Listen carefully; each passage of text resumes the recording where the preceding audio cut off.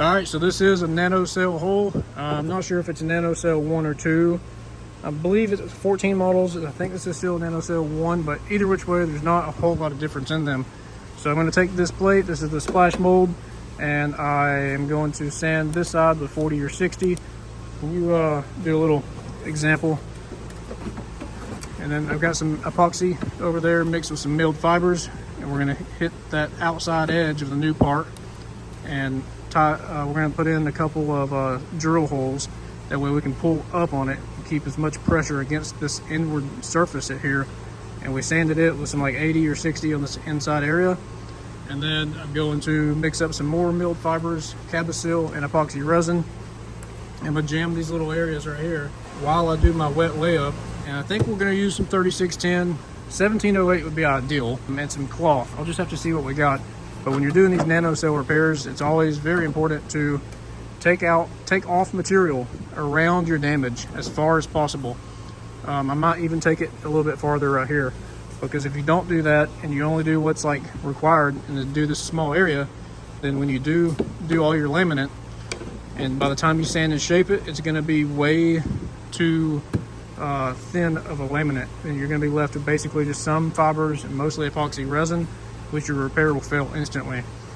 And I see some guys fill this thing full of foam. Personally, I've done it before, and it's also failed, because you can literally push on the laminate itself while it's, after it's primed and painted, and you don't want to really be able to do that. We want to build this thing up as strong as possible. We're going to go ahead and get some laminate put on this thing and take you guys along with us. So right here we've got some holes drilled in it so we can pull up on it when I put the epoxy resin and Cabosil milled fibers around this area right here. It was a little short, so I ended up adding a couple layers of top strand mat and 3610 on both sides. Looks like it kind of shifted that way to the right a little bit. Danny's going to trim it up, shape it up the outsides, and resand the surface here real quick. So then she'll be ready to glass in.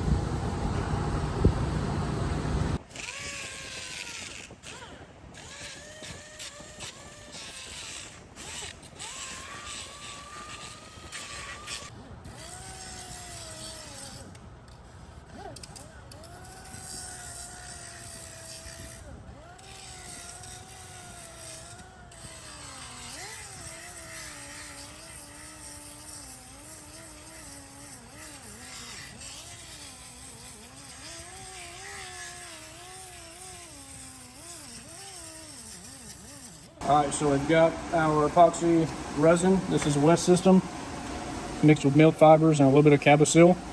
And I'm just going to run it along the border of this. I hope this is enough, because we are a little bit low on epoxy. I don't keep it on the shelf. I try not to keep it on the shelf very long. I only really order whatever's necessary. This is a fast hardener too. We're doing this on the front facing, because remember, we're going to be pulling it toward us. So I'm really layering it up, letting it get thick.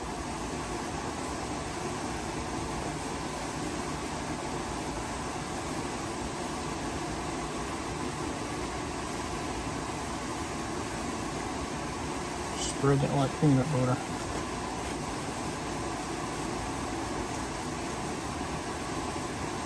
That way when you pull it, you have enough material where it's going to kind of squish itself and go where it needs to go. The corners always seem to need more. Yeah, right there. You always lose a little bit too putting it in.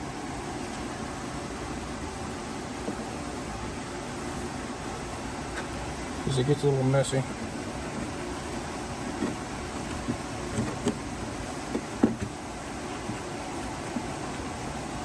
Damn, Danny, how do we get this thing in?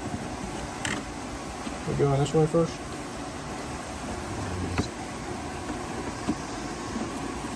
Yep, there we go. Take my stick. We'll reapply areas that are needed that fell off.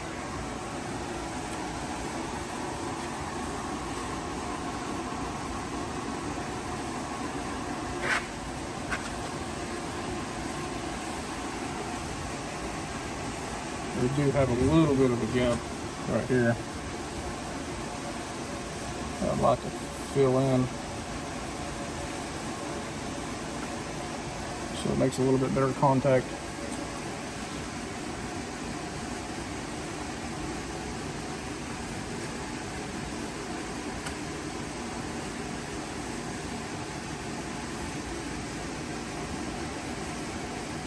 All these areas have a little bit of extra, so it's good to go ahead and utilize the extra.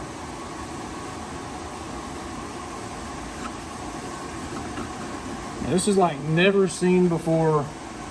No videos. You won't see nobody showing you any little tricks like this. So you gotta be very careful what you see on the internet. This ain't no hibachi auto body. I'm just using a little bit of pressure to keep it applied, because this one corner has a decent little gap in it. Yeah, the epoxy itself is really warm, so we know it's catalyzed good. Just give it the little finger swab method. Really good pull. If you have a heat gun, this is where a heat gun comes in handy. Why don't you grab that one? Unfortunately, Milwaukee hasn't figured out how to make a heat gun last more than about a minute and a half. Let me try and double this one up with both hands. Or if you want, yeah, I can. We have a fresh pattern. Alright, so I'm getting some heat to it right now, and it's starting to kick. The epoxy is really, really hot.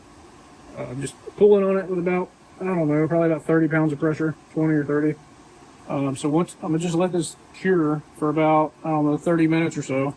And then we're gonna come back over this area, knock it down with some like 40 or 60 grit, probably some 60 grit on the DA, and get it ready for pretty much a little bit more epoxy resin, cabosil, and milled fibers. That way we can get any of the radiuses or little nooks and crannies, and of course the 4 holes that we drilled to do this with, and we'll do a laminate wet on wet.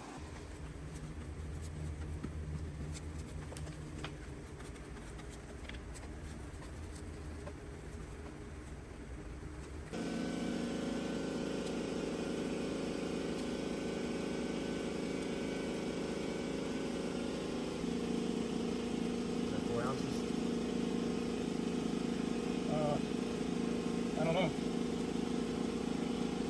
A lot of ounces.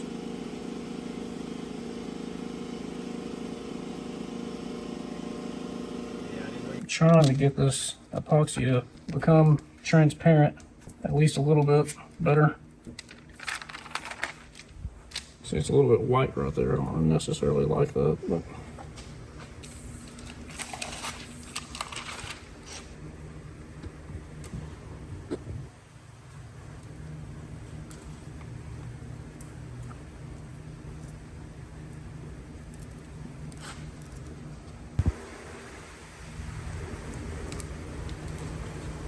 now if we can get just at least one layer of this on, I think we'll be okay.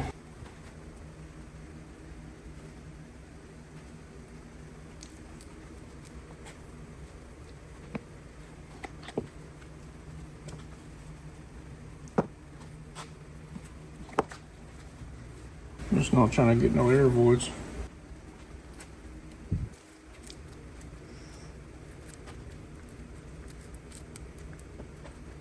What is that they say, measure once, cut twice? Something like that.